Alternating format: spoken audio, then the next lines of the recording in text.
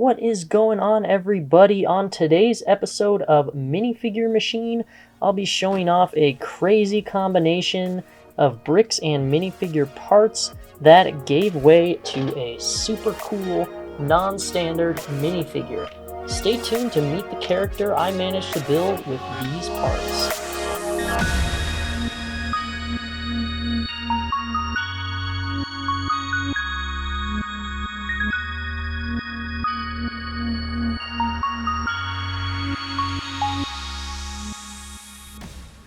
So as you can kind of tell, today's minifigure is a little strange, to say the least. It's a little thicker than your average Lego guy. We'll call it non-standard, I guess. And it's certainly larger than your average Lego human. So before we start, if you've been enjoying my content, subscribe. Come on, I see you non-subscribers lurking out there, and your quick click would help out a lot. In other words, don't be this minifigure. Before we turn on the lights, let's talk a little bit about where my inspiration came from for this guy. Lego has done a lot with non-standard minifigure shapes and sizes, especially since they came out with the first battle droids in 1999. Some of the ones I loved and played with as a kid a lot were the Exoforce drones, which I thought were so awesome and unique, and I think they still stand out a lot from anything Lego's ever done. This one here is a custom one I built that's equipped with a flamethrower arm and backpack that I modified myself. I also had a lot of fun with these castle skeleton minifigures, which were the first Lego skeletons to have posable arms instead of those old floppy ones. And what was extra cool about these was that they could still fight while stabbed full of swords. That's what makes me so happy about this non-standard robot minifig. It's that it feels like a combination of two of my favorite childhood figures, capturing both the robotic and mechanical elements of the Exoforce drone, while also getting the spooky, sinister vibe of the skeleton. It's the ultimate nostalgia trip, except it's got the added bonus of having circular saws attached to its back. So what you're looking at here is the hilarious, dark and freaky sci-fi figure that became known as Sawbot 2.0. So there's a lot of little details here. First off, the Saw backpack is just made up of one of those Ninjago shoulder pads, the silver one, as you can see. And the backpack is just crafted together using some different hooks and a few jointed bricks. So I can't really explain how this circular saw backpack happened. I was literally just messing around with some new pieces. I found the skeleton guy, and one thing led to another, and as often happens with Lego, something accidental and awesome was created, and the result was this backpack with saws on it, which I'm pretty sure I was laughing aloud at while I put on the finishing touches as I built it. So the other slightly complex part about this guy is his gun arm, which is a simple little build made up of some drone hands and one of those lightsaber hilt pieces from the Star Wars posable figures. Honestly, huge fan of that piece. I think it makes a great weapon barrel, and it even looks like, it has like almost a little sight attached to it here. If you look right there at that little protruding part. It also makes a good exhaust pipe for some of the vehicles I build, and I ran out of these a lot quicker than I thought I would, so I'm gonna have to order some more. So what made this figure pop and what turned it into Sawbot 2.0 were the legs. Sawbot 1.0 had regular gray skeleton legs, which made him look a little derpier and a little less threatening. After some time, I realized I had these weird legs, which came off the weirdest figure ever, this robot shark thing. Seriously, if you know what set this is from or you have this figure, please let me know.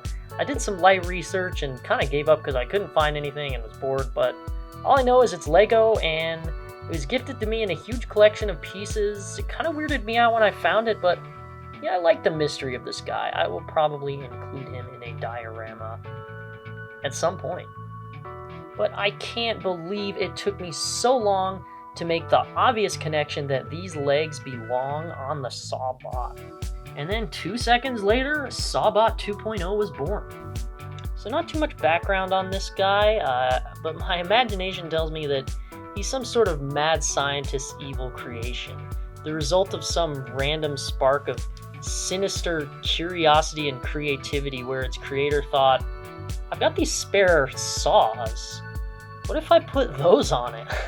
And so as I contrive this story, I'm actually kind of realizing that, that's kind of what was going through my head when I built this figure. So I imagine this thing is pretty destructive in combat and has some pretty insane super strength. It charges into battle with that machine gun arm that I talked about earlier, and it's got a samurai sword for good measure to take out anybody in hand-to-hand combat. And as for the circular saws, maybe the rotational velocity of them does serve some sort of purpose in driving the robot's mechanics, but only the mad scientist minifigure who created this could tell us.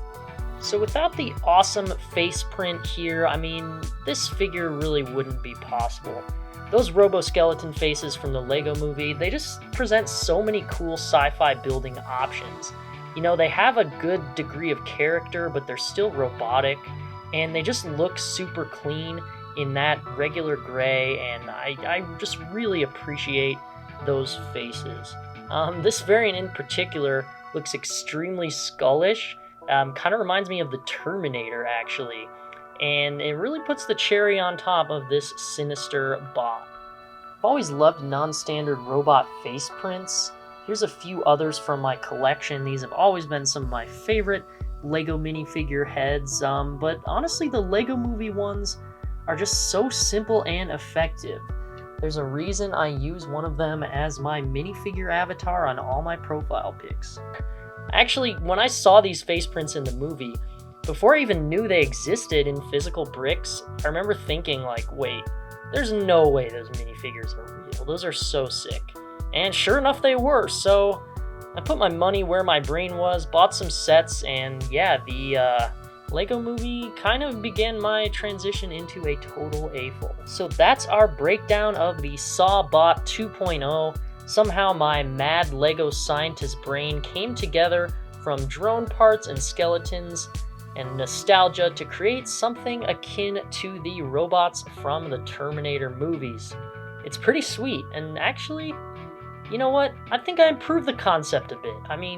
Terminators, they would have been way cooler if they had circular saws on their backs, so how the heck did James Cameron not think of that? I'd love to build a whole army of these one day, but I'm guessing that those legs are quite rare and expensive, so for now I think I'll just include the Sawbot 2.0 in my little collection of bizarre non-standard minifigures. Also guys, I am on Instagram now. I post a lot of high quality photos of builds that I've worked on, minifigures, BattleBots, spaceships, Mad Max cars, and all kinds of stuff. So follow me, and if you want, share some of your favorite cool custom non-standard shaped minifigures. As always, half the fun of Lego is creating characters to inhabit our imaginative world and fuel our creations. So thanks for listening while I share this character with you. Till next time, this has been Drew with BRICkast.